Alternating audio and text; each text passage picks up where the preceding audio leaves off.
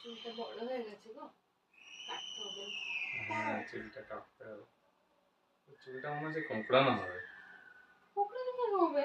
কি সুন্দর silky silky চুল, রেশম রেশম।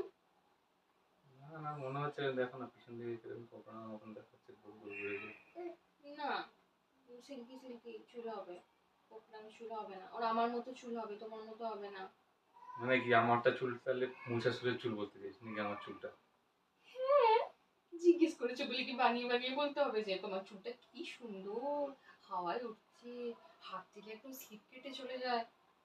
মহিষাসুরের চুল মহিষাসুরের মতো।